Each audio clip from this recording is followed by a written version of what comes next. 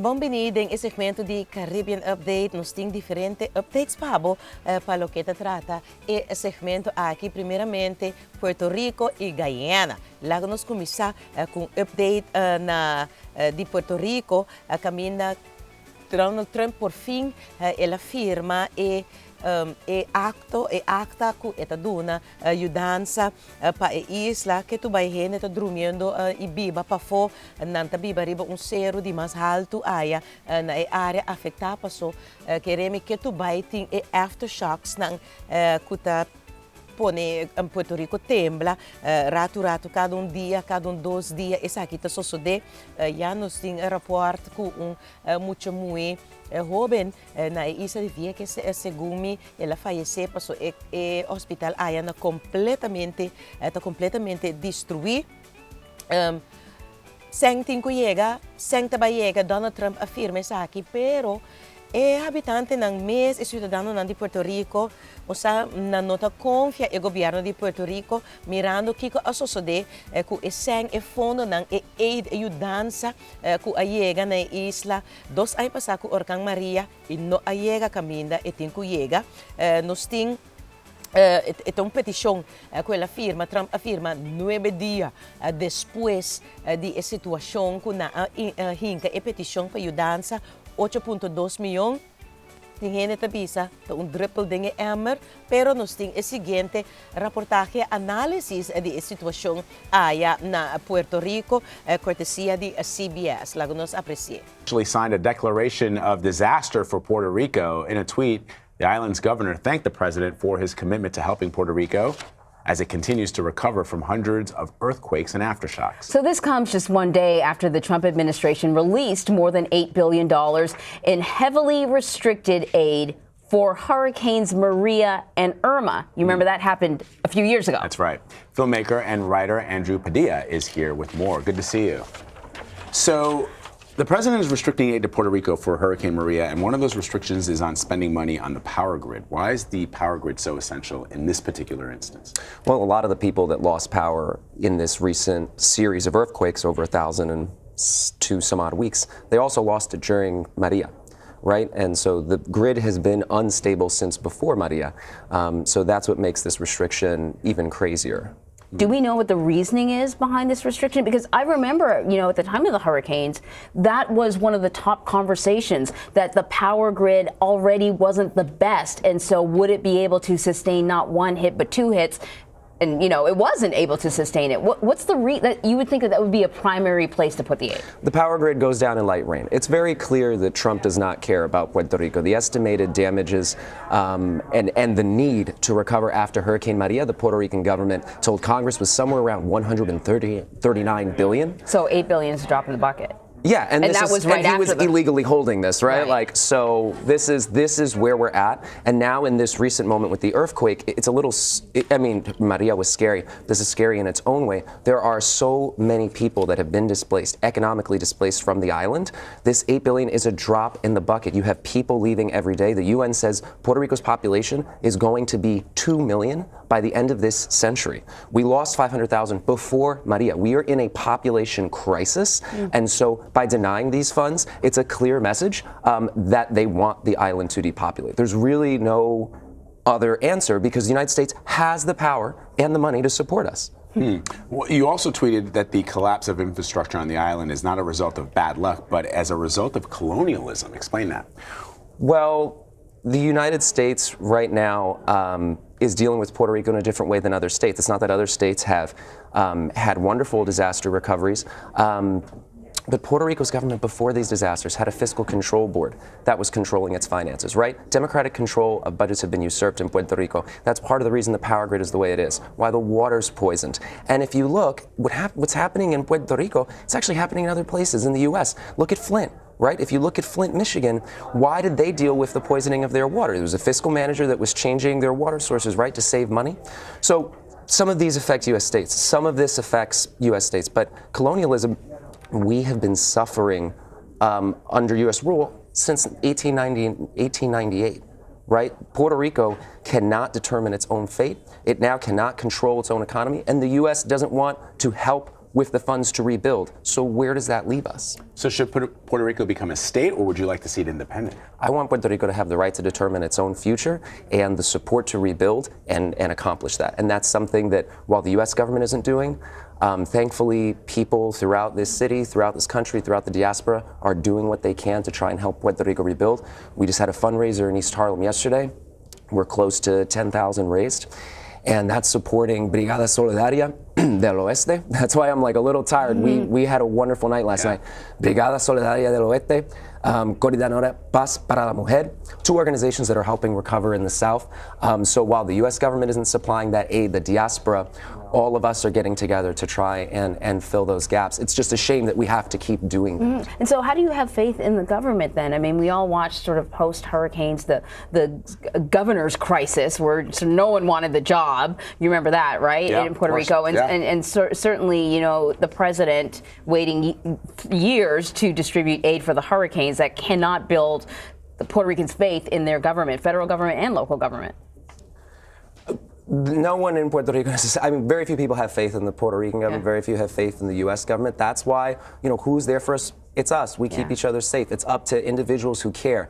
The U.S. government doesn't, but individual U.S. citizens do. And Puerto Ricans throughout the country, you know, have been stepping up, and non-Puerto Ricans have been stepping up. It's up to us to do it. Trump obviously doesn't care. We're beyond that. So what are we doing to step up? And there's a couple good fundraisers I want people to know about. Tonight, the New York State Nurses Association is going to be at 131 West 33rd Street, second floor auditorium. They're doing a medical brigade to Utuado, and then I'm co-hosting a fundraiser at Beer Wax on the 28th, which will be supporting Brigada Solidaria del Oeste, which again is doing really good relief work, getting medical supplies out, brigades, and trying to think more sustainably about how we move forward, which is something, again, sadly, the U.S. government isn't thinking through.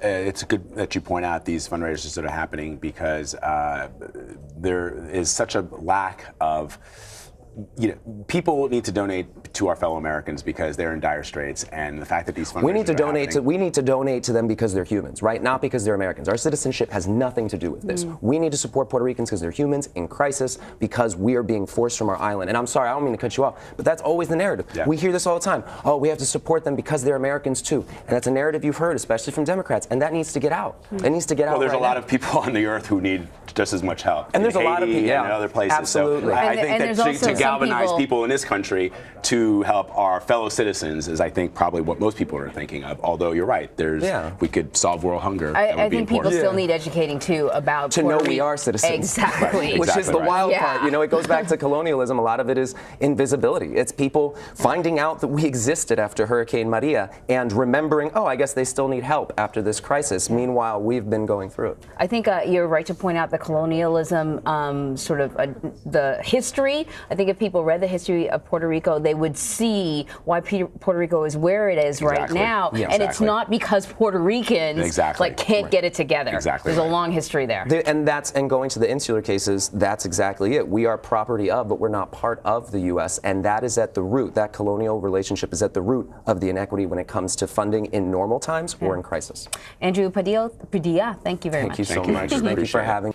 Pues televidente, esta é a situação análise de ajudança de Puerto Rico, nessa uma comparação também de ajudança na outro isla, pero hecho ta queda, então se boak arriba é diferente comentário nan também e sentimento de povo de Puerto Rico não tem confiança no governo, não tem confiança que o governo de Puerto Rico também atender e sem na uma maneira ajudança financeira, na maneira lago nós bisa responsável passou nanta trauma de Maria anto ya Donald Trump e não tinha mais smack de maneira ela bisa e sei durante de orca Maria depois também que na nossa nanta malgastar e sem malversar e sem pero se Puerto Rico tem uma situação bota de merca pero bonota horbei na merca dus é uma situação de colonialismo, que vervelo panang deng situação aqui,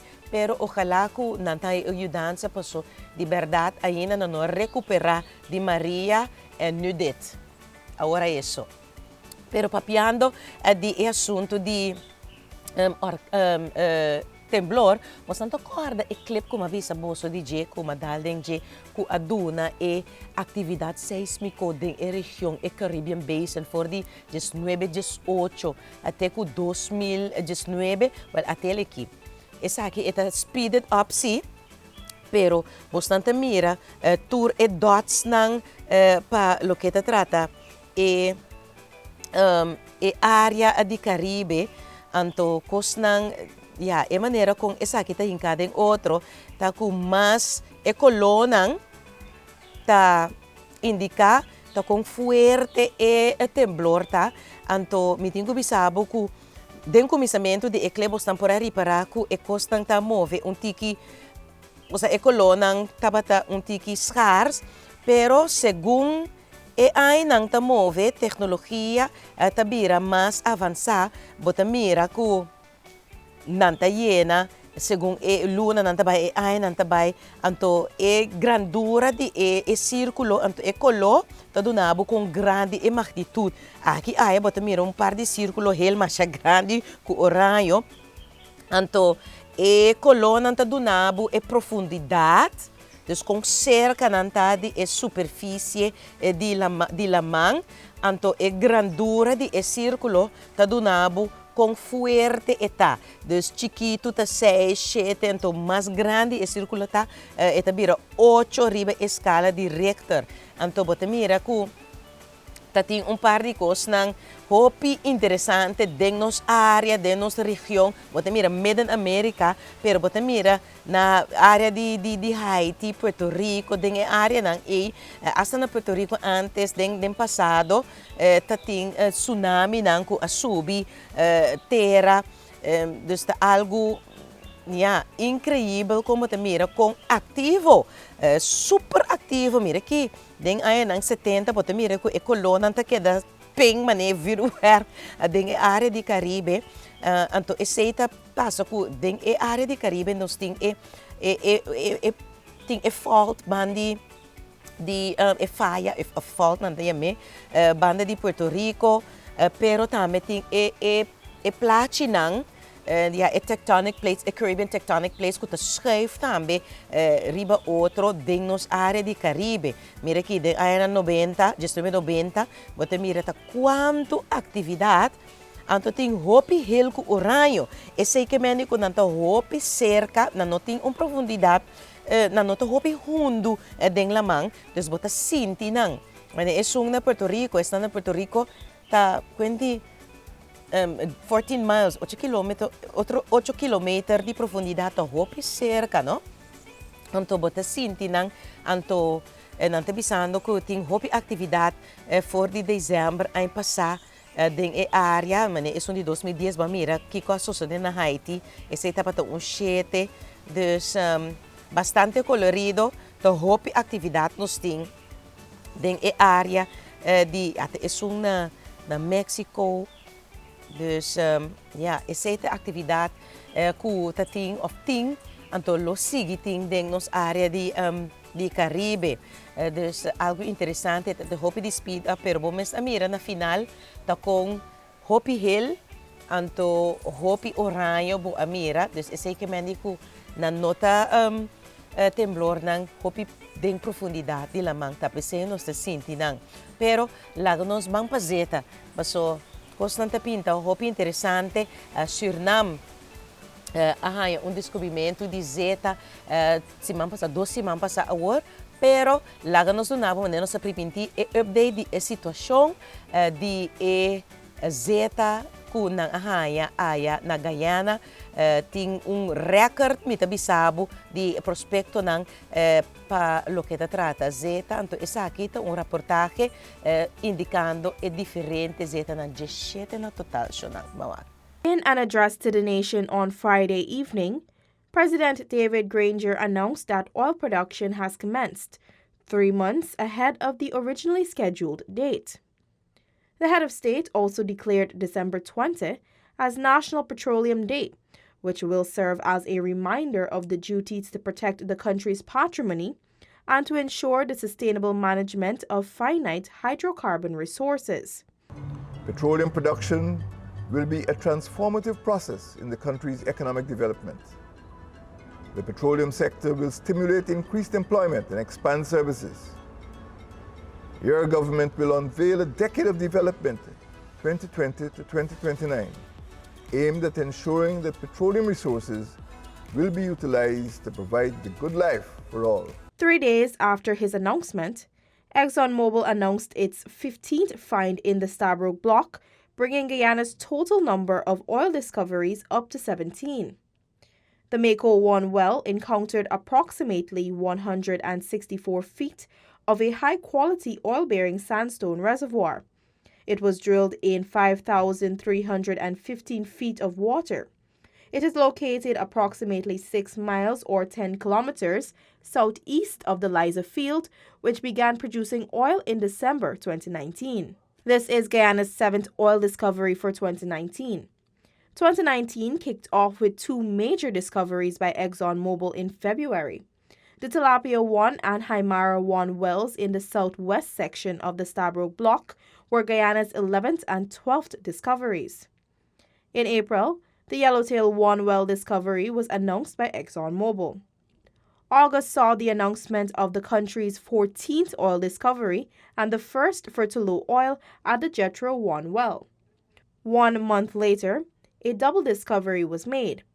The Joe-1 exploration well was drilled in the Ornduk block by Tullow, while Tripletail-1 was discovered in the Stabroek block by Exxon. 2018 was an equally successful year, with 6 discoveries being made. Turbo, Ranger, Pecora, Longtail-1, Hammerhead-1, and Pluma-1 were all drilled in the Stabroek block by Exxon. 2017 saw the discoveries of Payara and Snook, with Liza Deep in 2016 and the Liza 1 in... Ja, esse é um recorde impressionante com Guyana a sera com Guyana é um país muito interessante, mix de é bonita, pero é muito interessante, mix de pessoas não, anto algum coisa que Miquel Agaboso mira, lo que você está mirando aqui não é a situação atual de costa de Guyana com Suriname, é diferente sítio não que reportero estava mencionando de pis de Guyana, é prometa é lisa, anto é forma de diamante, tá tur estão com descobrir, anto não lo vai explorar também, anto sacazeta, anto esse é Stabroek Block, anto ExxonMobil com outras companhias não está sendo oil rigging, oil mining aqui. Pero de outro se rex de pantalla bota mira maca parte de maca central 1 esse é block 58 então é na Apache com total não está sendo drilling não oil exploration de Suriname então se bota mira esse é diamante escuro pues leyenda tabisabo esse é new discovery então é virkan ta isunko nang tabay explora a war. Anto eseta Sapacara West. Anto botamira ku eta parti na Suriname ku Guayana hopi prospecto nang mitabisabo so nang bisa ku teknolohiya ko na usa pahasi trabalho aqui tá bastante sofisticado e costoso e dura basta aya também, não? Para não por chegar na ponto que não tá agora aqui tem diferente explicação que não é zeta body lime rock lime bed que tu esena tapesei país na aqui não tem certo deal nang ku companhia nang ku tahasi oil prospecting aqui com certo quantidade de milhões de barris também panang de caso de Guyana segundo me com Exxon aqui não tá 50-50 pero Guyana não também sente efeito não tá clapa com essa sacazeta se desde janeiro fevereiro aqui tá 2-3 lunas mas prometo na antecipar pero esta dura tempo prometo não possiente efeito financeiro de essa aqui passou começar esta maneira bota base tá se trabalho aqui para não tá sendo trabalho para riba credit Dus de hoop seng eta valor de Guayana su descobrimento de zeta.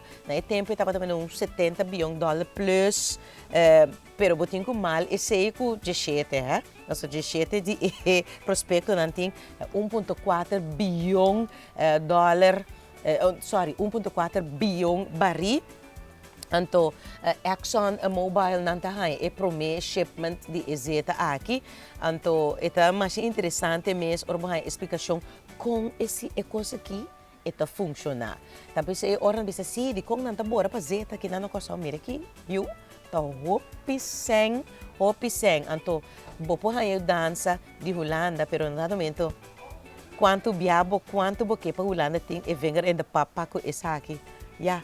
The choices, decisions, pero vos não acorda, disputa de Venezuela com Guayana, aparentemente de mina na aqui, prospecto na aqui, tá cai den área de disputa com Venezuela. Mi não está qua, mi tenho mais fine tá qua, pimo publicabo, pero de área na aqui tá den disputa. Outra coisa, Guayana está preparando para eleição xonang. Então, essa aqui é um reportagem com os tempos de postulação, que tem lugar em 10 de janeiro. Passar, então, é algo interessante. A maneira que eu estava avisando é make-up de demographics da população aí na Guayana. Mas lá no SWAC, é reportagem aqui. Essa aqui trata de dois partidos de mais grande área na Guayana. Tonight.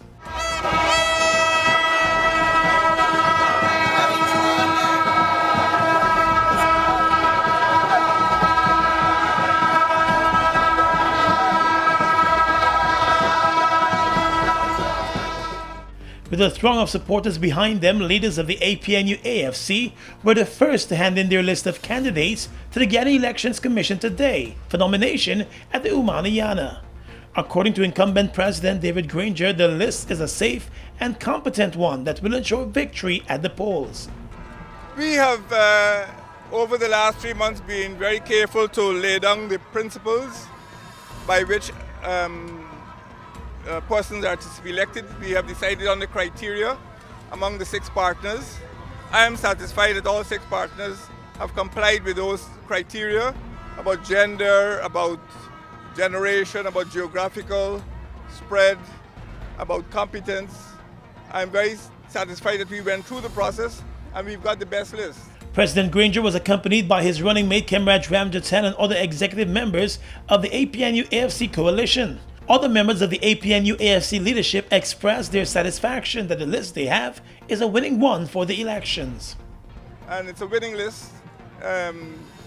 We have a proven record, and the list of persons we have submitted, I'm very sure will be able to do proud in the National Assembly and in the regional democratic councils and of course in the cabinet. What percentage of the young people and I cannot say off the top of my head, but there's been a balance with gender, youth, geographical spread, and of course generation. The president said the coalition has a proven record of submitting people of competence who are capable of representing well in the National Assembly and at the regional level. Well, I couldn't be happier, quite frankly. And it's a great day, exuding with confidence, feeling comfortable, and we're winning this thing real big, 2nd of March. Thank you very much. Parties were required to submit one national top-up list to contest at least 6 geographical constituencies and the final one for regional democratic councils. The list must be accompanied by statutory declarations by each person named as candidates, indicating their consent to be nominated before Justice of the Peace, Commissioner of Oaths, Notary Public, or other persons authorized by law to administer an oath in the place where the declaration is made. Well, the People's Progressive Party Civic brought out a large number of its supporters as it marched from its headquarters on Rob Street to the Umanayana on High Street to present the party's list of candidates. The PPP's list is headed by the party's General Secretary Barra Jagdeo. The party's presidential candidate Irfan Ali said he is ready for the elections, and the only thing on his mind right now is winning. Today, we start the journey to victory. That is the only thing on my mind. The only thing as presidential candidate on my mind now is Guyana moving Guyana forward and going on to victory. That is what we're doing. Questioned about the 19 fraud charges that he's still facing in the courts and whether a plan is in place if he were to be found guilty, Mr. Ali said his mind right now is on victory and nothing else. The General Secretary of his party, Barret Jagdeo, rushed to Ali's defense and questioned what would happen if the president should fall ill. What's your plan B if Mr. Irfan Ali gets convicted? The thing is that I don't know what's APNU's plan B if Granger gets a relapse. But I'm asking you about. No, that's it. Relapse and can't continue for the elections. Today is not a day for that. It's not a day for that. We will win the elections. We'll win the elections with Irfan Ali as the presidential candidate. He will be a president for all the people of Guyana. He will implement a plan that the People's Progressive Party has put forward to take care of all Guyanese. President Granger has fought cancer in the past year and is in full remission. His doctors have given him a clean bill of health. Aside from that issue, Mr. Jagdeo said he and his party still has concerns about the merger of house-to-house data and the revised voters list. We shared several names. I can give you 4 names now. I can go into my phone and find 4 names at 4 addresses. If you go to, you would not find a single house there. And so we have the evidence. It was shared at GCOM. And if you're going to go on a verification exercise to verify 16,000 names, your own staff says we've only been able to verify 10,000. It means the other 6,000 remain unverified. Other longtime members of the PPP said they are ready and prepared to serve again, and they are expecting victory at the polls on the 2nd of March. Among the new faces on the PPP's list of candidates are former PNC parliamentarian Anthony Vera, attorney Sanjeev Datadin, and private sector executive Deodat. Si buon pagatino e partido kuta de actual oposition na tildan to nan tira diferente cos na abisa ku elisa de votador nang dus e assunto de registro civil nota bom tem algum adres nang ku orbabay wak no tinghene ta biba inang pero toch nan ta registrar como votador kuta elegível para por vota. Então, essa aqui é o que a senhora presidente do Conselho Supremo Eleitoral, Ana Guayana, tem de visa também de sua integridade. Let's tell you now that the chairperson of the Guayana Elections Commission, retired Justice Claudette Singh, today defended her integrity after coming under criticism from PPP General Secretary Barret Jagdeo about some of her decisions at the Guayana Elections Commission. Justice Singh said the commission has done a lot of work to arrive at nomination day for the elections, and she is confident of delivering free and fair and credible elections. We've been working over Christmas, and we every night, and we have up to yesterday, we had an emergency meeting. And you're confident that you're going to deliver credible and fair elections? Of course. Only one way I know, and that is the correct way. I do not believe in, there's so much negative things in the newspapers. I will not sell my integrity for all the oil in Guyana. On Thursday, the opposition leader expressed his disappointment with the GCOM decision to include data from house-to-house registration on the revised list of electors, and to also include all the names of the first-time registrants, including those who were not located during a 5-day verification exercise. The Elections Commission chair said while there have been reports of some persons not residing at the addresses they provided, no evidence pointing to their non-existence has been provided. Because there was no evidence that those people were not registered, or that they were saying that they were house lots which were found vacant. We needed that evidence, and if that evidence should surface tomorrow, we will deal with it. But there was no evidence, and we do not intend disenfranchising anybody. These people, all the new registrants will be given new ID cards. And so that will be another form of verification. And then when they come to vote, they will have to bring some form of ID if they do not collect the ID card. The chairperson said she's keen on delivering credible elections and will ensure that is done. When the big Pues televidente, essa aqui tá a informação que nós temos pabo den esse segmento de Caribbean Update. Hopi interessante a situação de Guayana na 2005, nanta tem ex-presidente Jimmy Carter estava até papor tiro vista riba na eleição, eleição aqui tá hopi interessante mirando que está esperando Guayana seu futuro socioeconômico com o descobrimento então e negócio aqui de zeta passou nanta clá passar a zeta for de fundo de lamang tiki nanta se para por vir algo duradouro então ojalá que o governante na aqui lo sabe de manejar essa aqui bom é cocinta passou dia 2